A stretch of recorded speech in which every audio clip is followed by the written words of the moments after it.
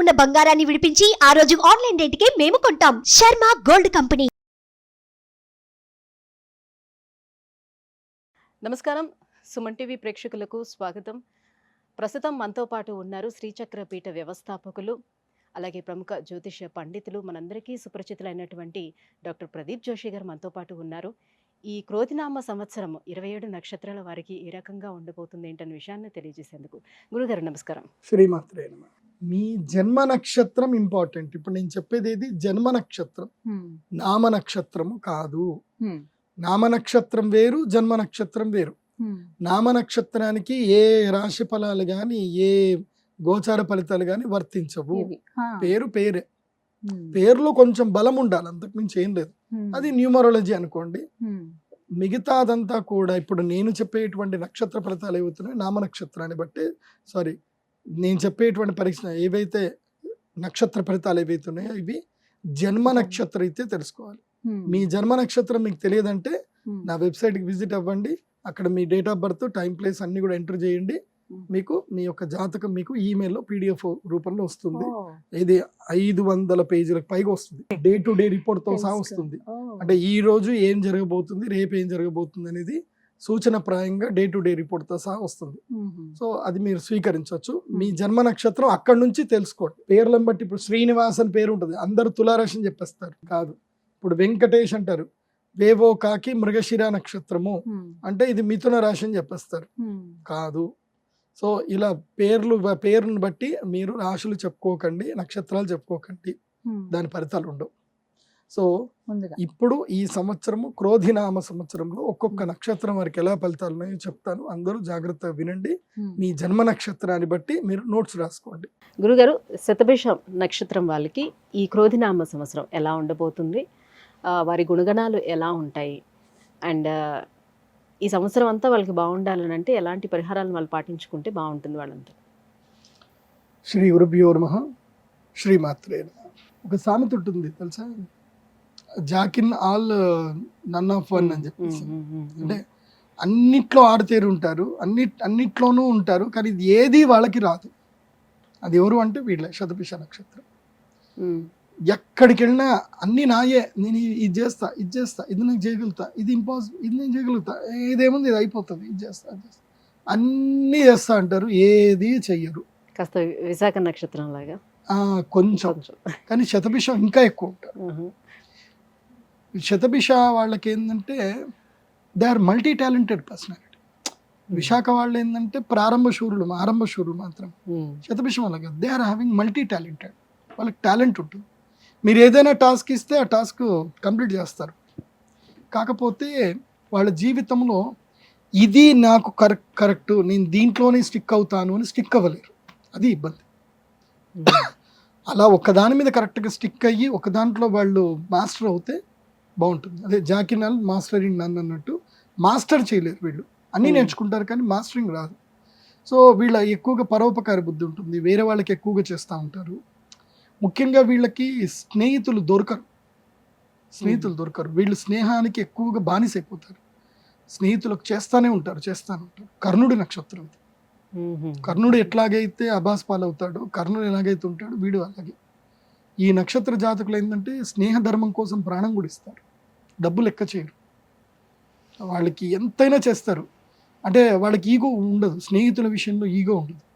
ఇప్పుడు ఎవరైనా ఫ్రెండ్ దగ్గరికి వెళ్ళి వాడికి కరెక్ట్గా వాడు ఏదో ఇంటర్వ్యూకి ఎటో వెళ్తున్నాడు, వీడు రూమ్లో ఉన్నాడు, వాడికి పని లేదు, అవసరమైతే ఫ్రెండ్ షూస్ కూడా పాలిష్ చేసి ready పెట్టిస్తాడు.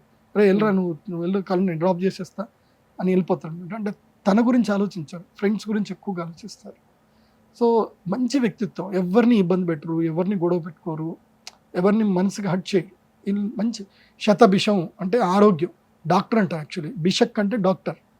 They are psychological doctors. They are very lovely, very friendly, very calm, బాగుంటారు.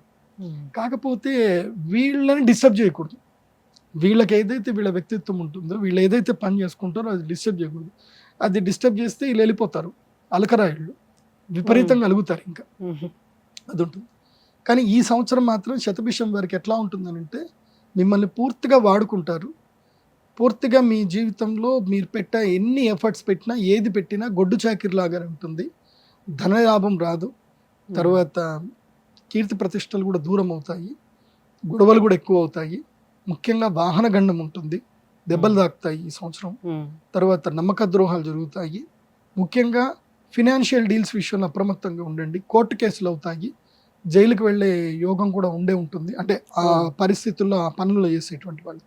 ఇప్పుడు ఉదాహరణకి మీరు ఏదైనా కార్ అమ్మారు, కార్ అమ్మిన వెంటనే బద్ధకంతో ఆ ట్రాన్స్ఫర్ అనేది మీరు చేయించలేదు, వాడు చేసుకోలేదు. మోస్ట్లీ ఏంటంటే యాక్చువల్లీ ఈ సిస్టమ్ తీసుకురావాలి. ఇల్లు అమ్మినప్పుడు ఎట్లాగైతే సెల్లర్ కూడా వెళ్ళిపోయి తమ్మునేలు పెట్టి ఇల్లు ఎట్లాగే అయితే అమ్ముతున్నాడో, కారు కూడా అలాగే వెళ్ళి తమ్ పెట్టి అమ్మేటట్టుగా ఉంచాలి. సో వీళ్ళేమో సంతకం పెడతారు కార్కి, సంతకం పెట్టి తీరా ఆడికి వెళ్ళి వాడు రిజిస్ట్రేషన్ చేసుకోడు, వాడికి బద్ధకం.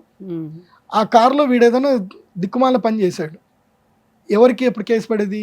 వీళ్ళ పేరు మీద ఉంటుంది, ఓనర్ పేరు మీదే పడుతుంది. సో ఓనర్ ఇంకా మారలేదు కదా, కానీ కారు వాడి దగ్గర ఉంది.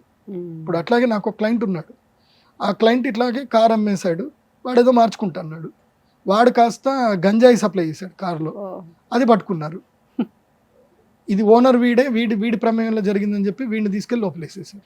నేను కాదు బాబు మొర్రో అని చెప్పి మొత్తుకుండగా వీడి అదృష్టం బాగుండి వీడు ఏదైతే ఎక్స్చేంజ్ షోరూంలో ఏదైతే అమ్మినప్పుడు సంతకం పెట్టింది ఏదైతే ఉందో ఆ సీసీటీవీ ఫుటేజ్ ఉంది కాబట్టి అది కోర్టులో సబ్మిట్ చేసి బతికి పెట్టబట్టాడు. అది ఆ సీసీటీవీలు కాపాడి. సో అందుకే చెప్తున్నాను, శతభిషం వారు ఏ ఫైనాన్షియల్ ట్రాన్సాక్షన్ చేసినా, ముఖ్యంగా అగ్రిమెంట్లు ఏం చేసినా చాలా జాగ్రత్తగా ఉండండి. మీ భూములు ఏవైనా అమ్మేది ఉంటే మాత్రం అగ్రిమెంట్లు చేయకండి. మీరు అమ్ముతున్నారు, అమ్మేటప్పుడు మీరు వచ్చి కొనడానికి వచ్చారు, ఏదో భూమి ఒక 3 కోట్లు ఏదో ఉంది, టోకెన్ అడ్వాన్స్ కింద 50 లక్షలు ఇస్తానంటారు, 50 లక్షలు తీసుకొని అగ్రిమెంట్ చేశారు. ఆ 3 కోట్లు వాడు ఇవ్వడు, 10 ఏళ్ళు అయినా సరే నేను అగ్రిమెంట్ చేసుకున్నా కదా అని చెప్పి కోర్టులో కేసేసి హోల్డ్ చేసి పెడతాడు. సో 10 ఏళ్ళైనా మీరు ఆ ల్యాండ్ అమ్ముకోలేదు. సో అగ్రిమెంట్లు చేయకండి. 3 కోట్లు ఇస్తా అంటే అన్న 3 కోట్లు ఇయ్యన్నా, నువ్వు ఎప్పుడు రిజిస్ట్రేషన్ అంటే అప్పుడు ఇస్తా, నేను మాట ఇస్తున్నా, 60 రోజుల వరకు నేను ఎవరికి ఆ భూమి అమ్మను మాట ఇస్తున్నా కావాలంటే, సో నువ్వు రా, మాట ఇస్తున్నా అంటే మాట మీద నిలబడుతున్నా అని చెప్పండి. కానీ అగ్రిమెంట్ సంతకాలు చేయకండి. డైరెక్ట్ స్పాట్ రిజిస్ట్రేషన్ ఇవ్వడంలో కానీ తీసుకోవడంలో కానీ నో అగ్రిమెంట్స్, ఓన్లీ రిజిస్ట్రేషన్స్. అది బాగా గుర్తుపెట్టుకోండి శతభిషం వారు ఈ సంవత్సరం. సో పరిహార విషయానికి వస్తే శతభిష నక్షత్ర జాతకులు విశేషంగా ఈ సంవత్సరము రామేశ్వరం వెళ్ళండి. రామేశ్వరము వెళ్ళి పూర్తిగా ఆ 23 బావుల నీళ్ళల్లో మొత్తం కూడా స్నానం చేయండి. అన్నీ స్నానం చేసి రామేశ్వరంలో ఇసుక తీసుకోండి. ఇది రామకోటి దగ్గర ఒక ఇసుక ఉంటుంది, చిట్ట చివరిగా ధనుష్కోటి వరకు వెళ్ళి అక్కడ ఇసుక తీసుకోండి. ఒక బ్యాగ్లో కానీ ఒక డబ్బాలో కానీ ఆ ఇసుక నింపుకోండి. ఫ్లైట్ ఎక్కండి, అక్కడ నుంచి మధురై నుంచి ఫ్లైట్ ఎక్కి డైరెక్ట్గా కాశీలో దిగండి. కాశీ గంగలో వెళ్ళి అక్కడ శివలింగం చేసి అక్కడ ఆ యొక్క మట్టిని అక్కడ కలపండి. ఈ పని ఈ సంవత్సరం తప్పకుండా శతభిషం వారు చేయండి, బాగుంటుంది. ధన్యవాదాలు గురుగారు. సుమన్ టీవీలో మీ పర్సనల్ అండ్ బిజినెస్ ప్రమోషన్స్ కోసం కింది నెంబర్కి కాంటాక్ట్ చేయండి.